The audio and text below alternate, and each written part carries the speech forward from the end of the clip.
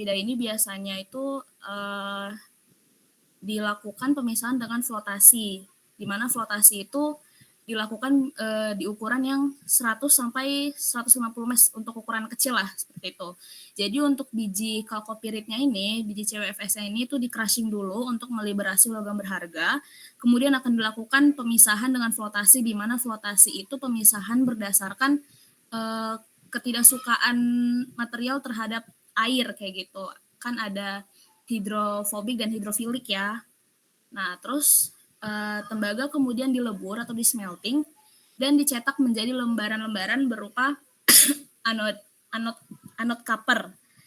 Nah, selanjutnya nanti akan dilakukan proses elektrolisis. Jadi untuk proses elektrolisis ini itu proses hidrometalurgi ya, di mana katoda itu kan bermuatan negatif. Nanti dia itu akan menarik tembaga yang larut sama larutan asam. Nanti material yang nggak larut itu akan mengendap dan nanti akan dipisahkan. Nah, ini material yang nggak larut ini namanya anode slime. Untuk teknologi pengolahan tembaga itu sebenarnya ada banyak, cuman aku ambil 3, itu ada Mitsubishi Process, Outokumpu atau flash melting, dan Isal Smelt. Nah, ini kemarin Pak Laude bilang akan dikeluarin materi tentang teknologi pengolahan tembaga ini. Nah, untuk Mitsubishi Process ini tuh jadi itu kan ada 3 tahapan dalam pengolahan tembaga, itu ada smelting, slag cleaning maksudnya, dan converting. Converting ini kan pemurniannya ya. Nah, untuk 3 proses ini itu dia itu terhubung, jadi dia nggak ada kayak dikeluarin. Kayak misalnya nih, kalau misalnya kita blast furnace, kan setelah peleburan ya. Nah, setelah peleburan itu kan nanti bakal keluar slagnya sama keluar mineral berharganya. Nah, kalau mineral berharganya masih perlu dinaikin kadarnya, nanti baru di refining kayak gitu kan. Nah, itu kan ada pemindahannya dari setelah proses peleburan ke converting atau misalnya ke pemurniannya ini. Nah, kalau Mitsubishi proses ini itu dia nggak ada pemindahan materialnya, jadinya dia terhubung kayak gitulah istilahnya untuk Mitsubishi proses ini. Jadi 3 tahapannya itu smelting, slag cleaning, dan converting itu saling terhubung secara inline dan tertutup tanpa adanya pemindahan material panas secara terbuka.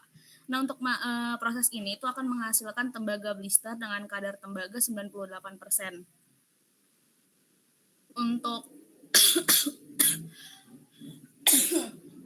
Untuk proses yang kedua itu ada Outokumpu atau flash melting. Jadi untuk proses ini tuh tembaga nanti akan dileburkan dengan memasukkan biji ke dalam flash furnace bersamaan dengan oksigen. Jadi proses ini itu tanpa adanya fuel, tanpa adanya bahan bakar. Jadi dia kalau misalnya bahan bakar kayak misalnya kokas, itu kan nama reaksinya itu kan karbotermik ya. Nah, kalau misalnya dia pembakaran langsung dengan menginjeksikan oksigen, itu namanya autothermal atau exothermic kayak gitu. Jadi di sini di Outokumpu ini tidak ada diberikan kokas, jadi langsung oksigen. Nah, ini prosesnya ini cepat kayak gitu kan. Nah, dihasilkan mate, kayak yang kita tahu ya, kalau untuk biji sulfida itu nanti akan dihasilkan mate, slag, dan gas SO2. Di mana matenya ini akan berada di dasar, sedangkan slag itu yang nanti dia lebih rendah densitasnya kayak gitu ya. Dia akan berada di permukaan. Tahapan ini dapat dilanjutkan dengan converting yang menghasilkan tembaga blister dan dapat dilanjutkan dengan electro refining dengan kadar 99,99%. Kemudian untuk teknologi yang ketiga itu ada ISA Smelt, di mana reaktor ini akan berbentuk vertikal panjang ke bawah gitu, di mana nanti saat peleburan oksigen juga sama diinjeksikan ke dalam tungku, jadi tidak ada diberikan bahan bakar dengan kadar 96 sampai 98%. Lalu ada slag juga dan nanti ada gas SO2-nya. Untuk proses ISA Smelt sama Outokumpu ini bedanya di bentuk ininya, bentuk furnace-nya. Jadi kalau ISA Smelt itu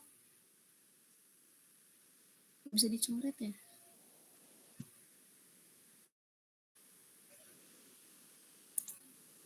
Kalau gini kelihatan full nggak?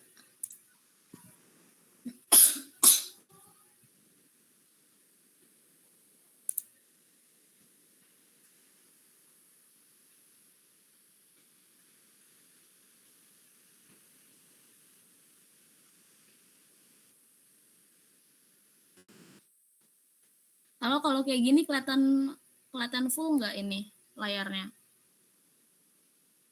Iya, Kak.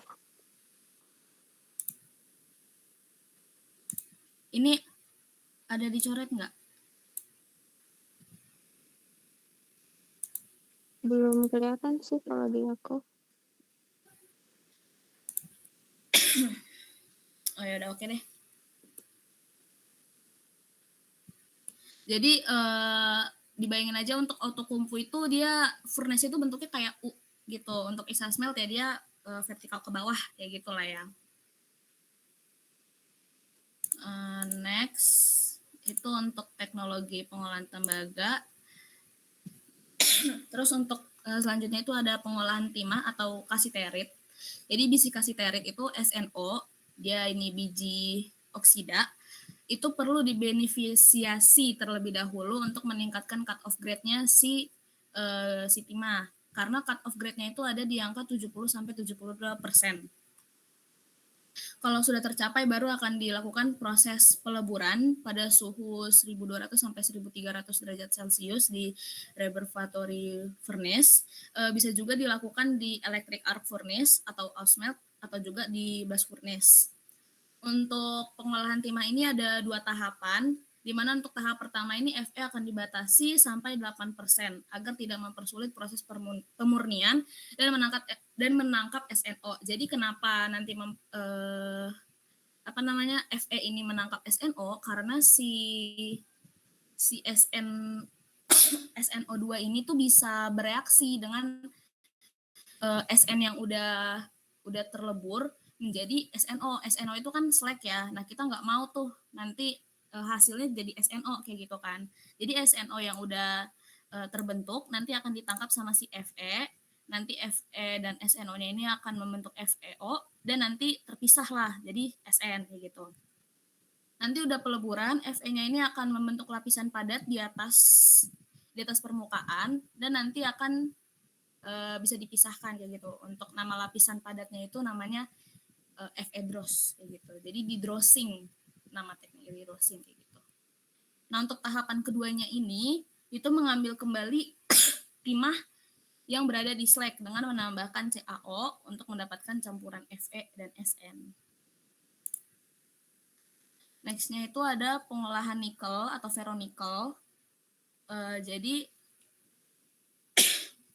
ferronikel ini bisa diolah dengan metode RKEF atau Rotary Kiln Electric Arc Furnace.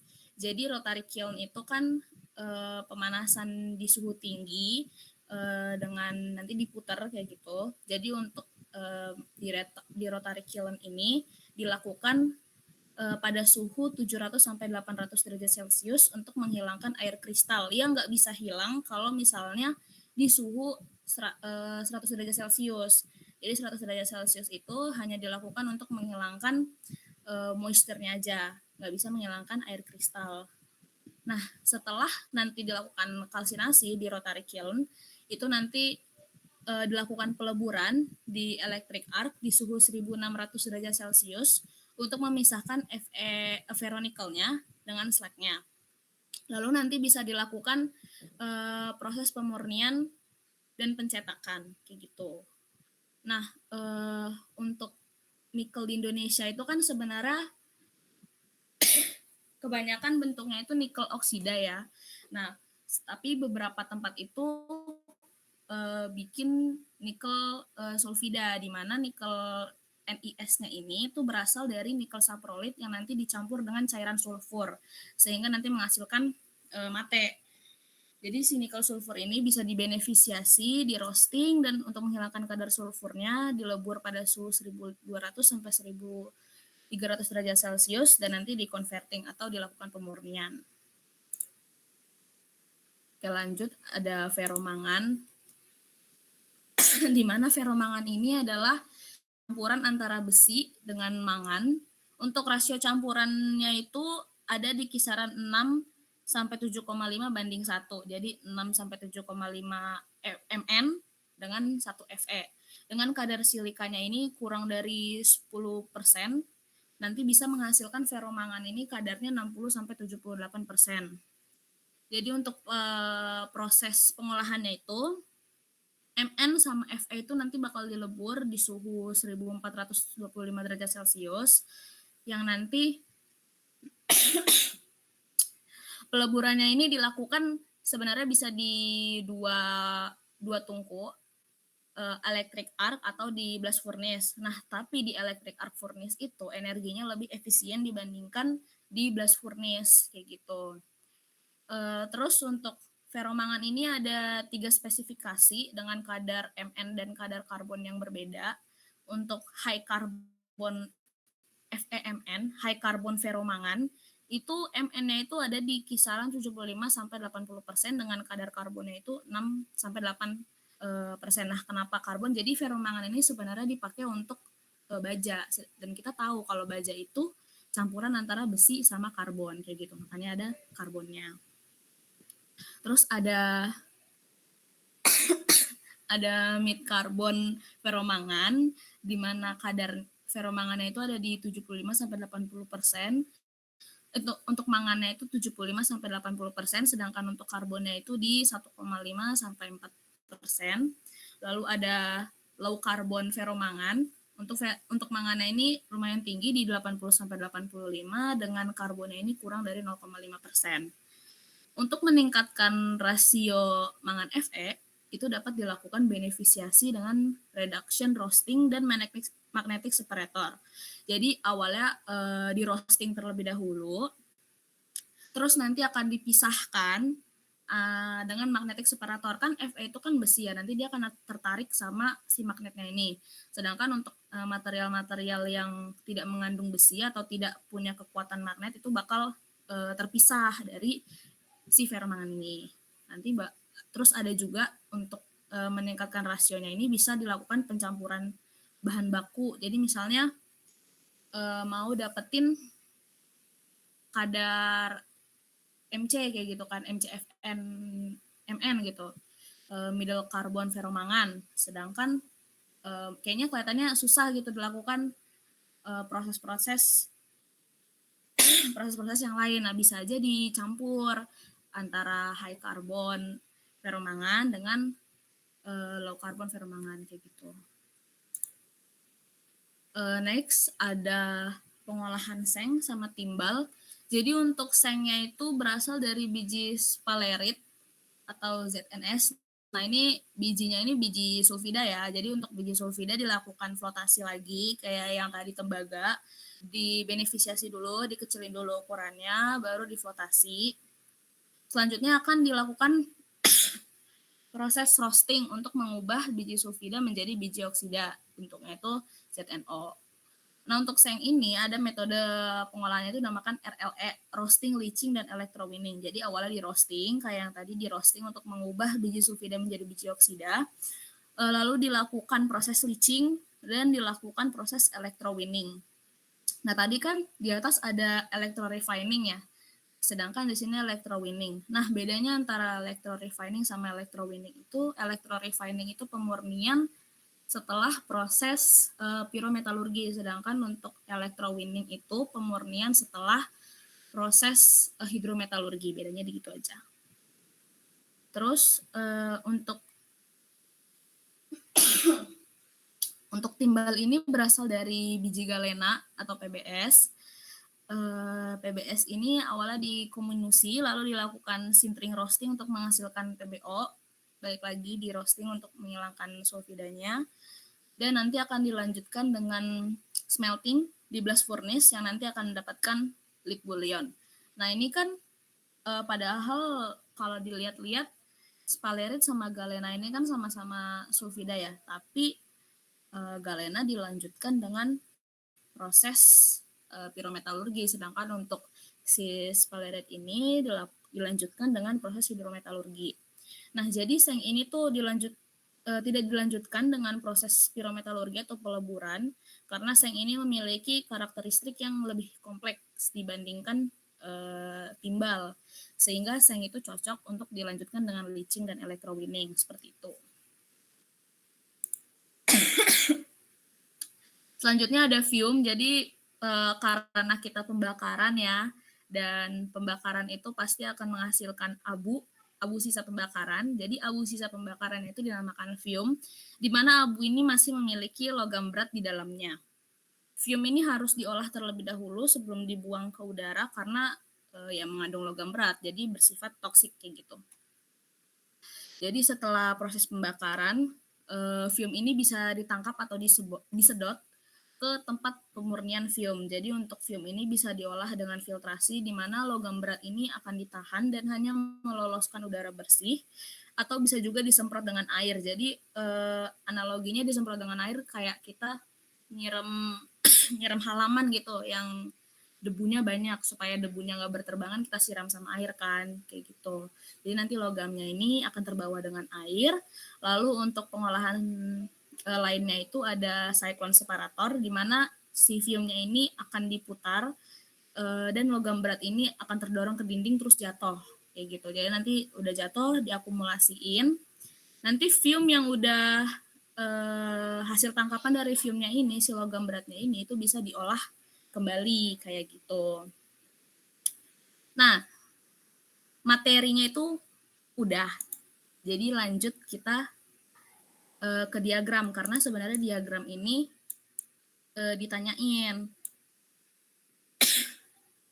Dan untuk diagram ini benar-benar harus bisa sendiri karena perspektif orang tuh bakal beda-beda untuk menangkap jawaban si diagram ini kayak gitu. Nah, jadi untuk pertanyaan di diagram ini itu bakal ditanya, untuk ini diagram Ellingham ya. Untuk diagram Ellingham itu biasanya ditanya suhu berapa yang diperlukan untuk mereduksi apa gitu. Misalnya untuk mereduksi di sini itu CU kayak gitu. Nah, ini kan ini CU ya. Bukan.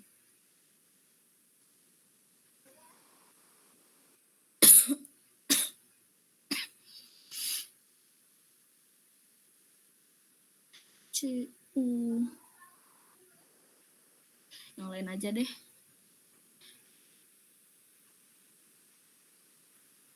Ah, nih PB nih, PB. Ini PB nih. Nah, yang ngeliatnya tuh ujungnya ya. Jadi ngelihat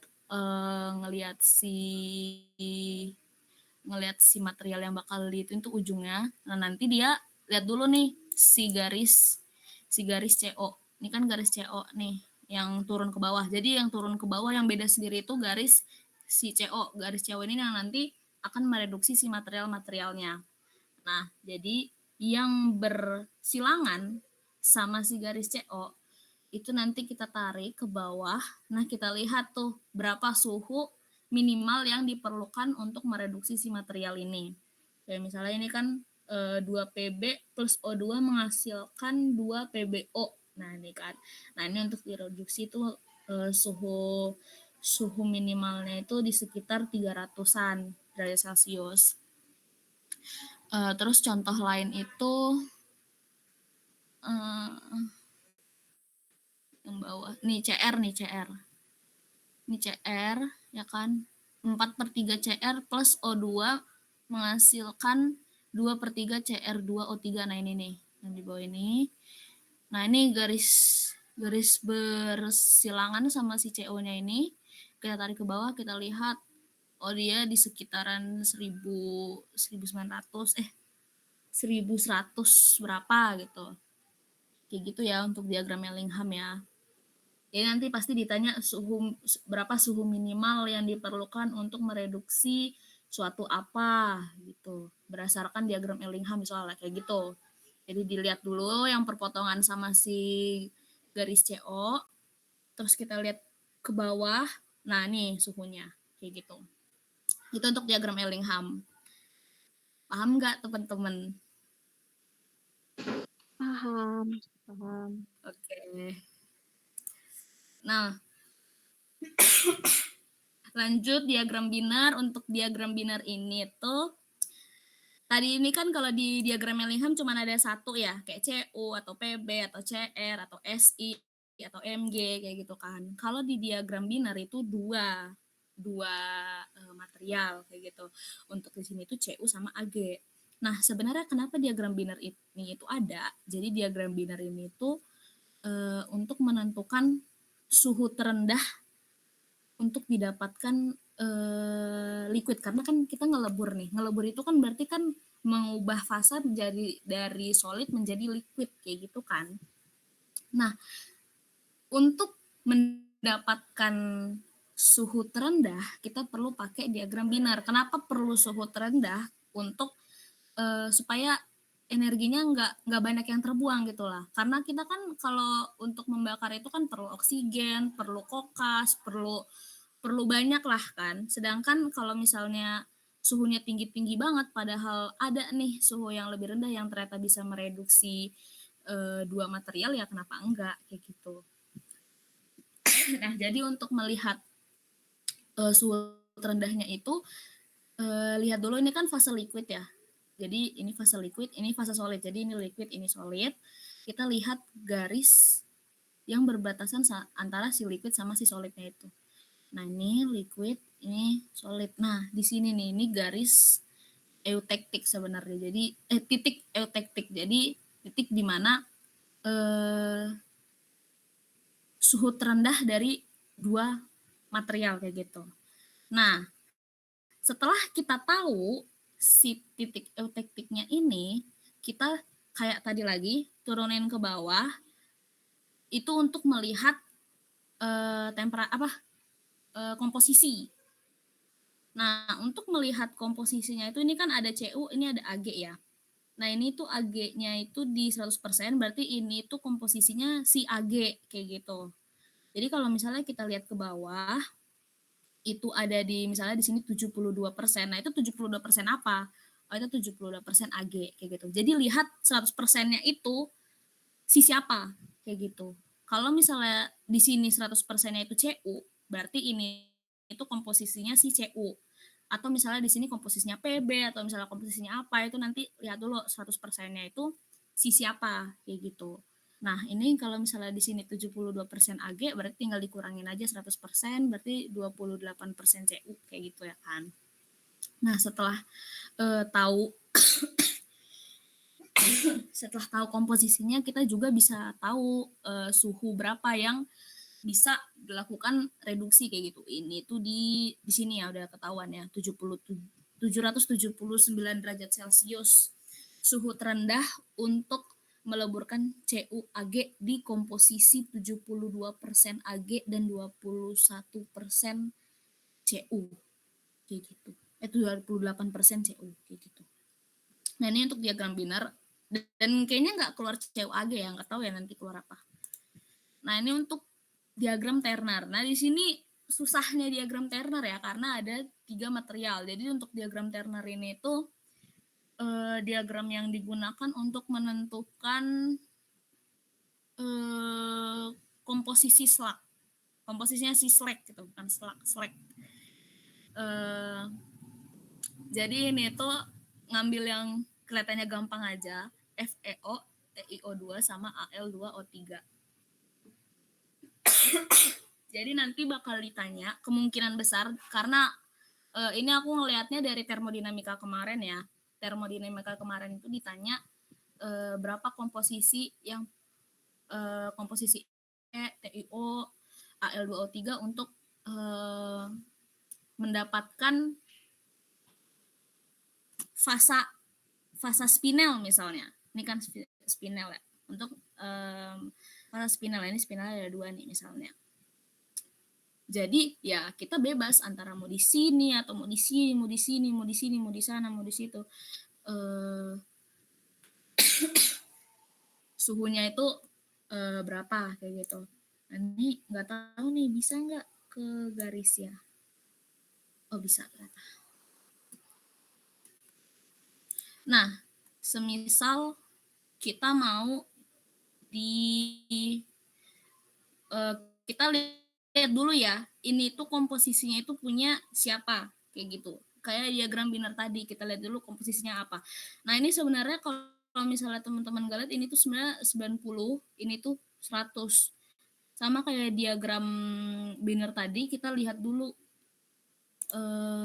yang tertinggi itu siapa. Jadi ini tertinggi kan 90, ini 10. Nah, ini ini tuh diagram, ini tuh komposisinya punya si TiO2. Jadi arah ke sana itu punya si TiO2-nya. Terus ini tuh punyanya si Al2O3. Bentar,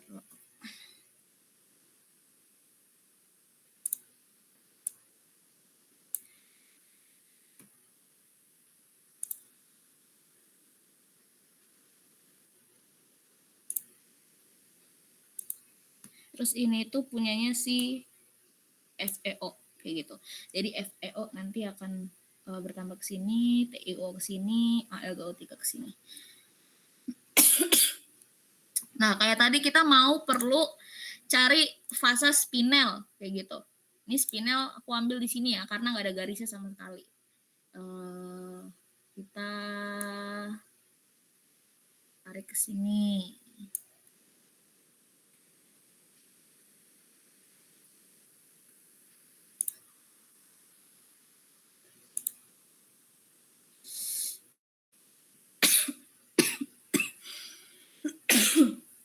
Nah, ini udah ditarik ke sini tuh, kalau kita lihat ini tuh garisnya ini yang tegak lurus sama dia, itulah garis yang menunjukkan komposisinya. Jadi ini kan garisnya tegak lurus sama si TiO2 ya.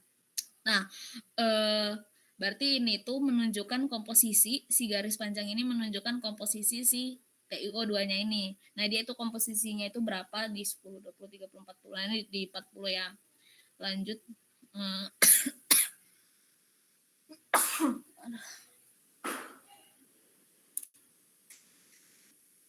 Terus ke sini. Jadi dia itu bikin garisnya itu dia sejajar gitu sama si garis ini. Nah, ini dia itu garis yang baru aku bikin itu punyanya siapa? Itu punyanya si FeO, karena dia tegak lurusnya sama si FeO, depanannya gitulah, depannya si FeO. Terus tadi kita kan udah tahu nih FeO itu yang mana komposisinya. FeO itu yang ini kan, yang bawah. Nah, itu dia berarti di 10, 20, 30, 40, 52 lah. Ini 50, ya 52 lah intinya. 52. Nah, kalau misalnya mau cara gampang ya tinggal dijumlah terus dikurang 100% gitu kan gampang ya. Nah, tapi kan kita biasanya harus ngegambar fullnya kayak gitu kan. Aduh.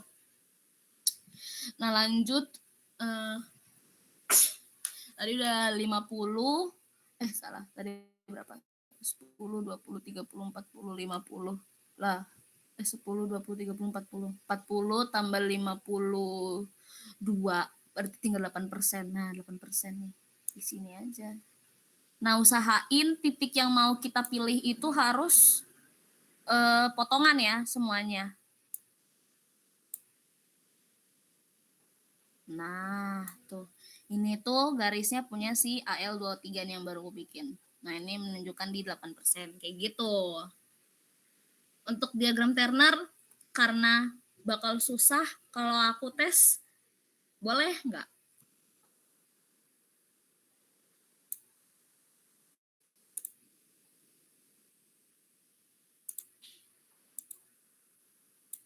Halo?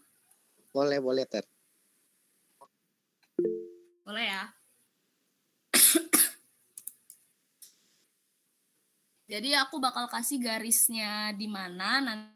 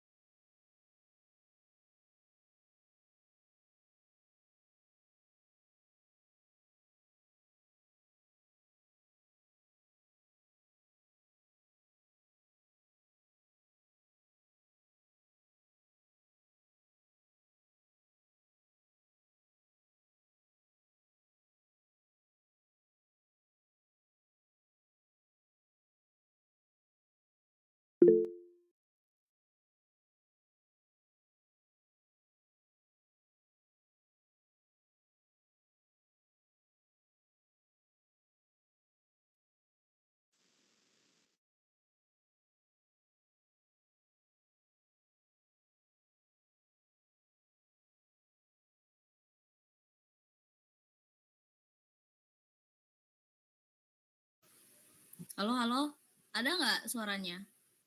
Ada. Muncul lagi. Oke, maaf ya. Nah, ini sampai udah kelihatan belum PPT-nya? Belum. Belum ya?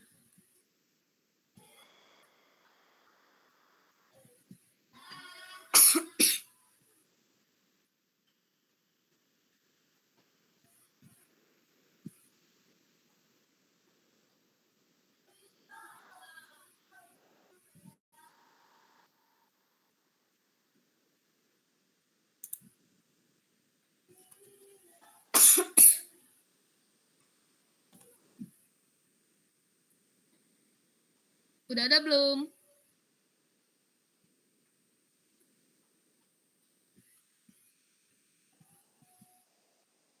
Kalau misalnya udah ada, ini ya, tadi sampai sini dites nih, berapa suhu di sini, suhu komposisi di sini, FeO-nya berapa, TiO2-nya berapa, Al23-nya berapa.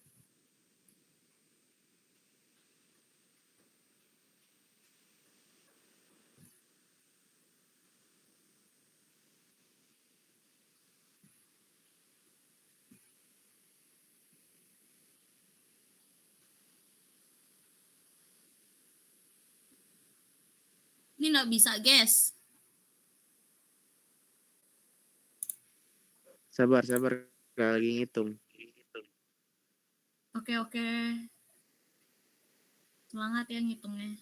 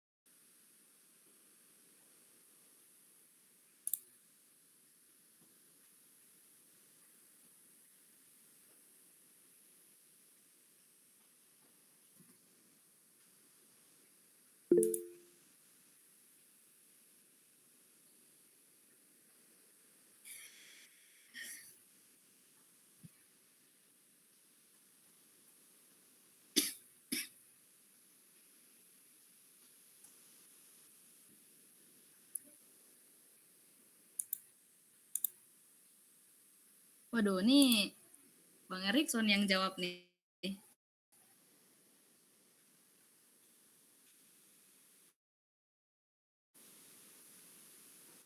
25% AL2O3.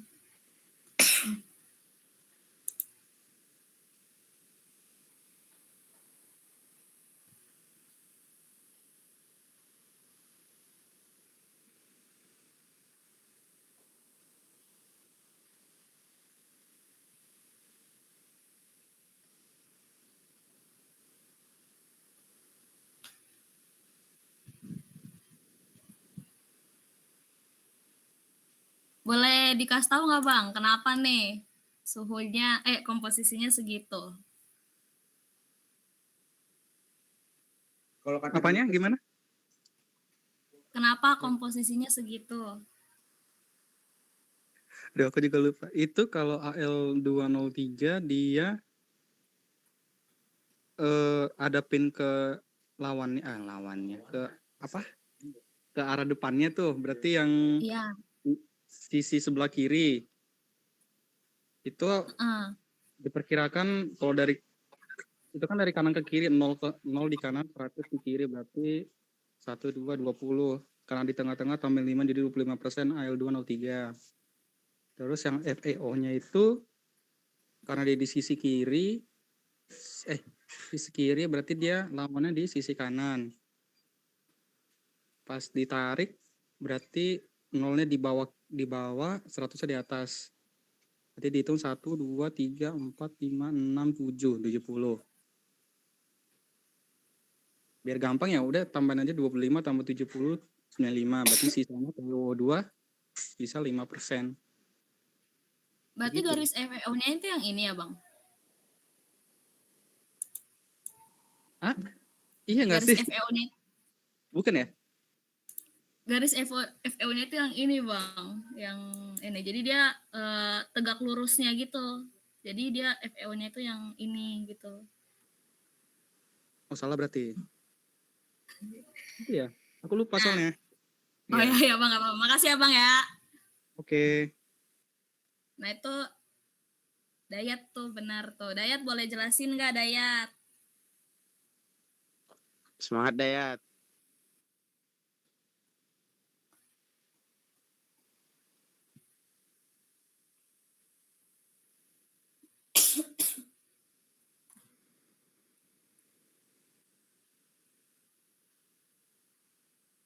Ayo Yat, bisa jelasin nggak Yat?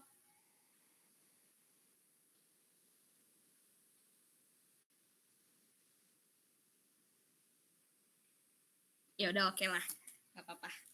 Oke jadi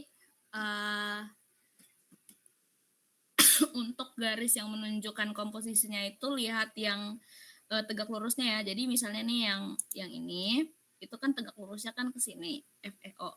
Nah, berarti garisnya ini punyanya si FeO kayak gitu. Nah, FeO itu komposisinya yang mana? Komposisinya itu yang ini, ya kan yang udah ditandain di bawah.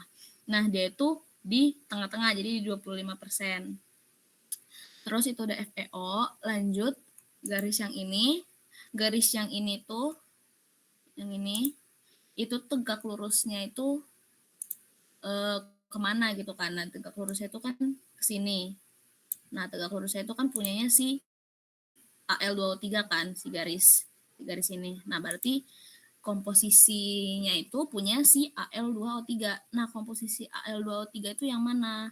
Itu kan yang ini karena dia itu semakin besarnya itu ke arah AL2O3. Nah, makanya AL2O3-nya itu di sini. Ya, Dayat bilangnya 5% ya. Apa? Next, itu garis yang ini. Garis yang ini itu kan tegak lurus ya, kayak tadi. Nah, ini ke atas. Itu punyanya si TiO2. Nah, terus komposisinya TiO2-nya itu yang mana? Kan dia itu yang paling besarnya itu kan di sebelah kanan, sebelah kiri ini ya. Jadi komposisinya itu yang di sebelah kiri ini. Nah, itu menunjukkan di angka 70% kayak gitu. Nah, sampai sini udah paham nggak atau mau dites lagi? Karena lumayan nih, Turner bisa lumayan gede nih nilainya nih. Lagi boleh. Boleh.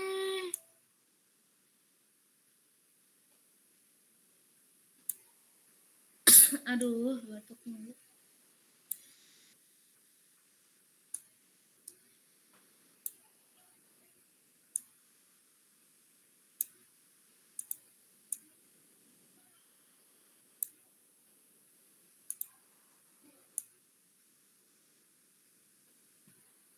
Nah, di sini nih. Ini nggak boleh Dayat yang jawab ya, soalnya Dayat udah jawab. Di sini nih, ya siapa yang mau jawab? Dayat sama Bang Erikson nggak boleh jawab lagi ya Bang ya. Oke.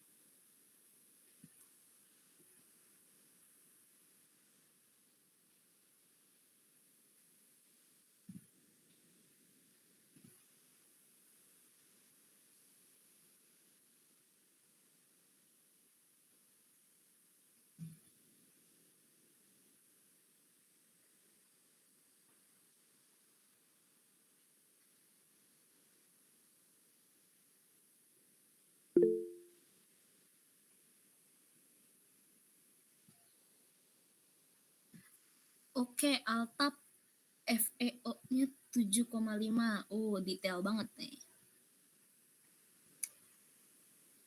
L2O3-nya 85. Terus TiO-nya 70%.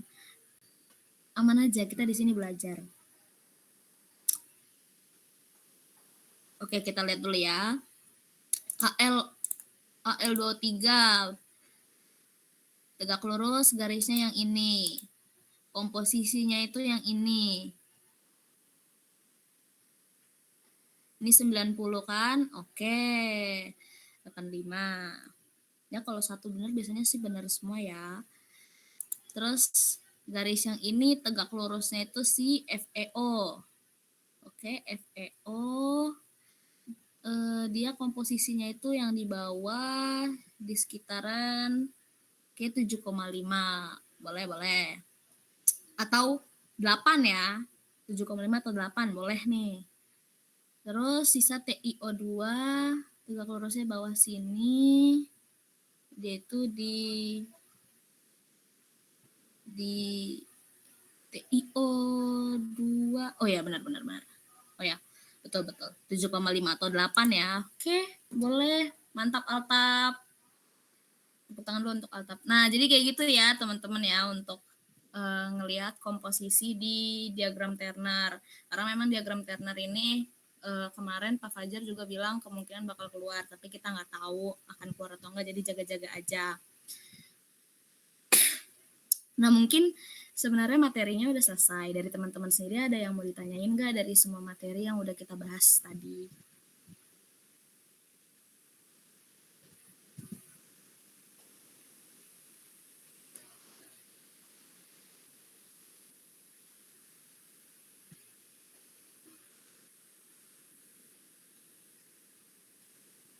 Nggak ada nih, udah paham nih semuanya.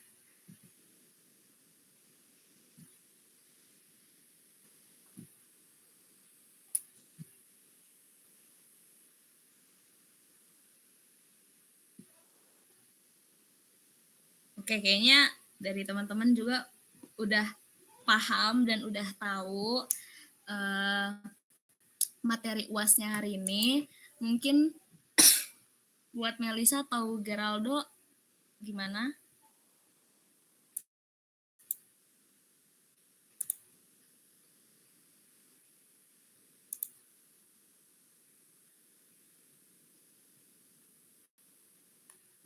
Oke, oke mungkin gini ya, biar langsung aja. Di sini makasih buat Esther pemateri kita yang udah hebat gitu ya. Oke, bentar ya. Iskia katanya jadi moderator. Oke, silakan Iskia.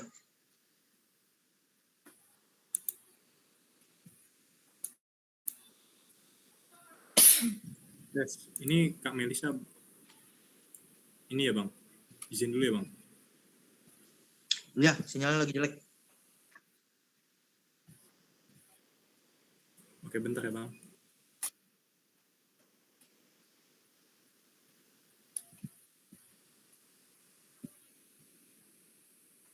Baik, terima kasih Kak Esther atas pemateri tutor kali ini untuk mata kuliah UAS Pirometalurgi ya Kak? Iya, betul. Oke, jadi sesi selanjutnya ada penyerahan sertifikat dari divisi akademik untuk Kak Esther sebagai pentutor.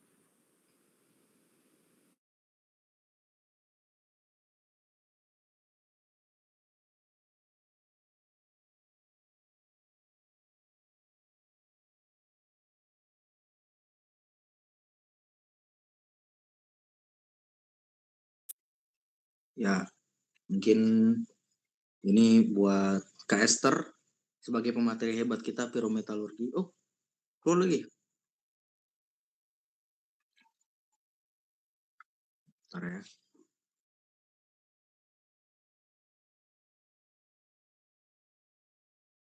Nah, udah masuk Bang.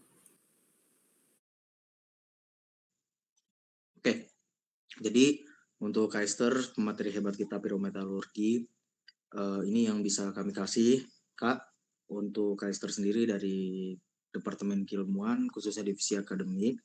Mudah-mudahan ilmu yang telah di share ke kita bisa menjadi tonggaklah tiang untuk kita nanti besok UAS. Mungkin itu aja dari saya selaku kepala departemen. Mungkin bisa sekalian kali ya moderator ya kita dokumentasi.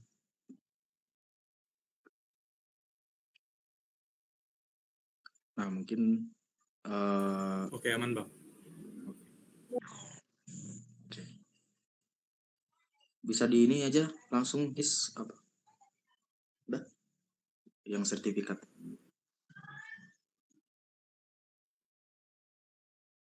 Dua kali ya Bang ya. Yang pertama dari sertifikat sendiri, terus yang kedua tanpa sertifikat kali ya. Untuk abang kakak dipersilakan untuk on cam sebagai sesi dokumentasi kita untuk melakukan dari kita telah melakukan HMTA kelas. Yuk on cam yuk. Kita dokum.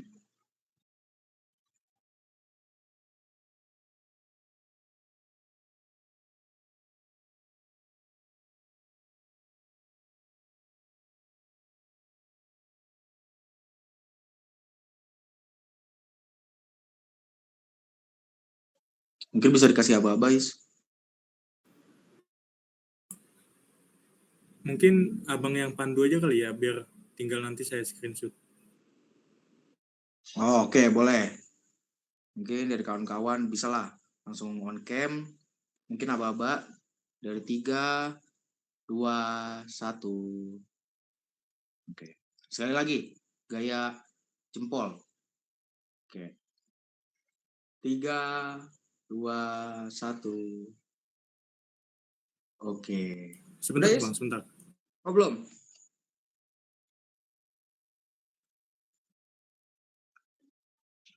Udah?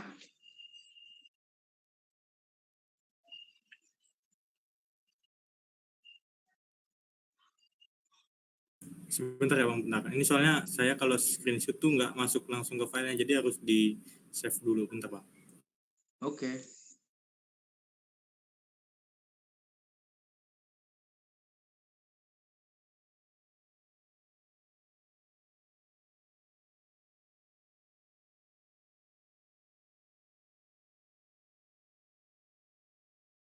Oke, yang kedua mungkin tanpa sertif kali ya.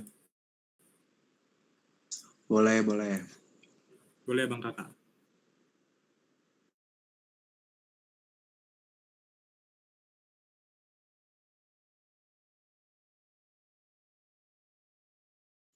Boleh kalau gaya jempol, sorry tadi off mic. 3, 2, 1. Oke. Ya, moderator silakan.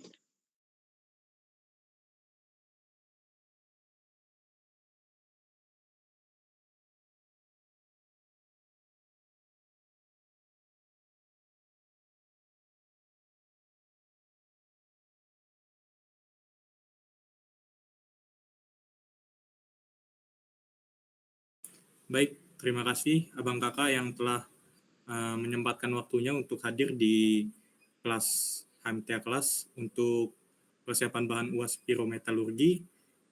Dan terima kasih juga atas kepada Kak Esther yang sebagai pentutor yang telah memberikan waktu dan kesempatannya atas partisipasinya untuk menuturkan kepada kami.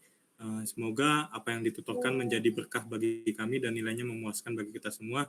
Dan kepada Kak Esther, kami mohon maaf apabila ada kekurangan, baik dari masa partisipasinya itu sendiri maupun dari antusiasi menjawab. Itu saya mohon maaf apabila ada yang mau disampaikan lagi. Apakah ada, Kak Esther? Mungkin penutup aja dari saya. Semangat ya semua buat UASnya. Semoga materi-materi yang tadi udah kita bahas bareng-bareng bisa keluar lah di UAS nanti supaya nanti jawabnya juga lancar. Semangat terus buat kita. Makasih semua yang udah datang di tutor ini. Oke, aku balikin ke Iskia. Baik, itu saja. Terima kasih Kak Esther dan teman-teman. Kurang lebihnya mohon maaf. HMTA kelas dari tim HMTA kelas pamit undur diri. Terima kasih. Ada Lajo. Dadah. Lajo.